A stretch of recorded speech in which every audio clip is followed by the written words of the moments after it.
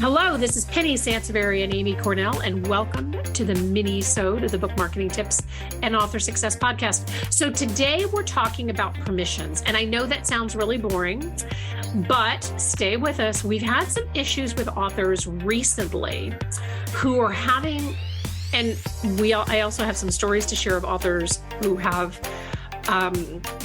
not gotten proper permissions for stuff, and it's just kind of good to know. So a bunch of years ago, we had an author, and this is kind of how this conversation started, right? We had an author, he mailed a book to O Magazine. He got featured in O Magazine. He got mentioned as part of an article. It's interesting to note that the book was actually not for sale anywhere, and he did not have a website up, but that's a conversation for another time. And so in order to maximize, so he threw the website up really fast, and in order to maximize the Oprah magazine piece, he put on the front of his website as seen in O Magazine. Now you might think, well, it was seen in O Magazine, that should be okay. But O Magazine or Harpo sent him a letter and said, blah, blah, blah, you can't do that. You have to, bigger organizations are very clear on how you cite them and how you reference them.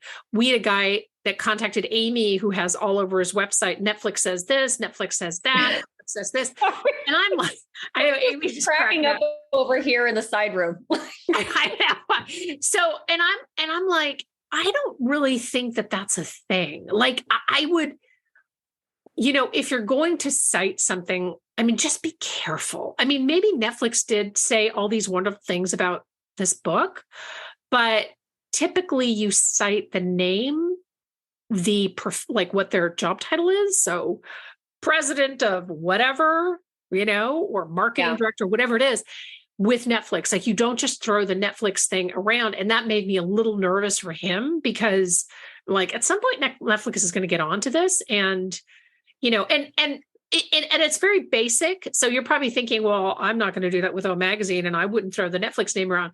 But at its very basic, you also want to consider this for any reviews or editorial reviews that you get. So whenever we submit authors for reviews from professional publications like Publishers Weekly or Library Journal or whatever, they send a tear sheet, whether it's virtual or an actual tear sheet that has the review on it. And under that, it says you may use this review as you will. You really want to make sure that you get those from, if you're just to make sure that you're citing somebody correctly and you're given the permission to do so. Because one of the worst things that could happen, the O letter was pretty bad. Like he was flipping out when he got the O letter, but all he had to do was literally just pull it off his website and apologize and kiss the ring or whatever, and it was done.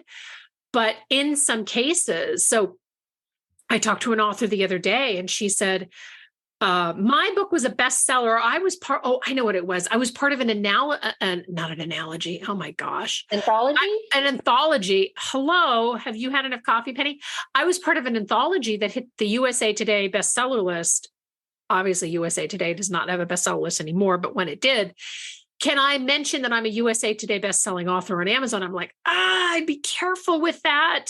Yep. Because technically you were one of 47 other authors who had them. So, that makes me so nervous. I would just be careful because we had an author who did that and Amazon actually pulled her book. Oh yeah. And we've had issues with that with A+ content too, where they are paying attention. If you want to claim that you got an accolade, an award, a review, something like that, they really require you to prove that it came from that organization. And it's not just you saying it happened. I can tell you that. Yeah, exactly. Because we had an author who wrote a book. Excuse me. We had an author who wrote a book about a musical band. Mm-hmm. And that's also kind of how this conversation came up, right? Yeah, that was tricky. It was a, biographical historical fiction, a really cool story, honestly.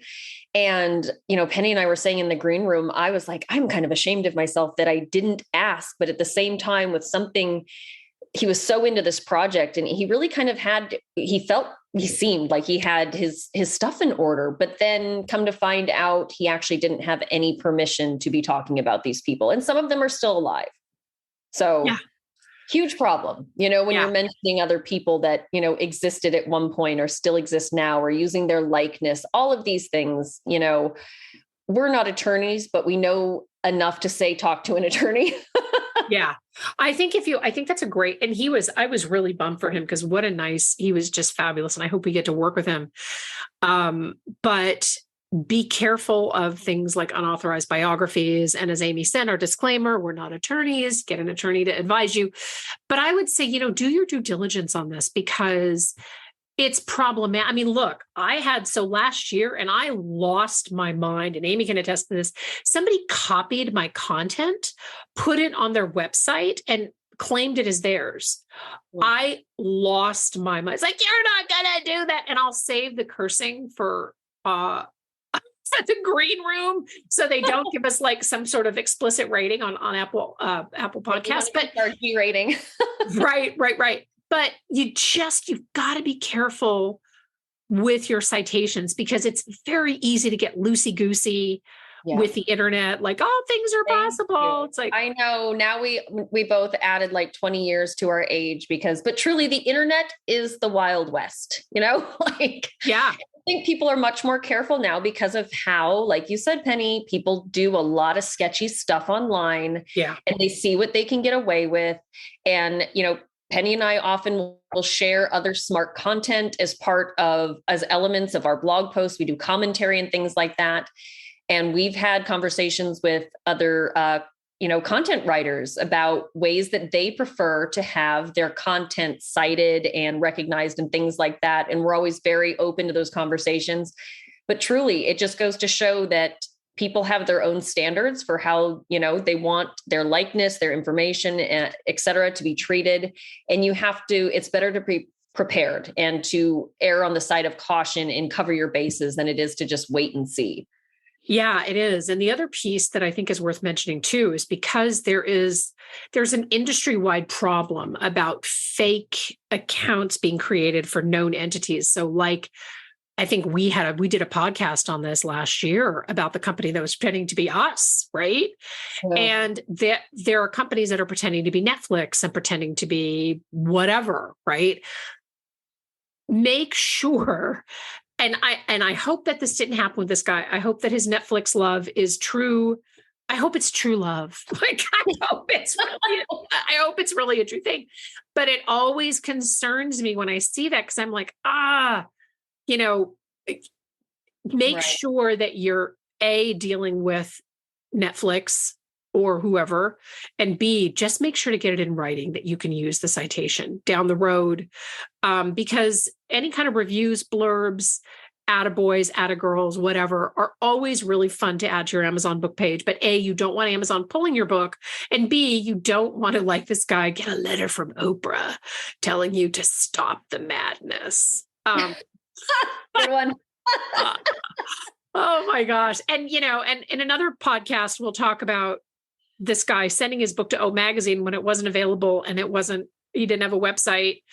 Don't get too excited. We're all very excited about our books, but be careful.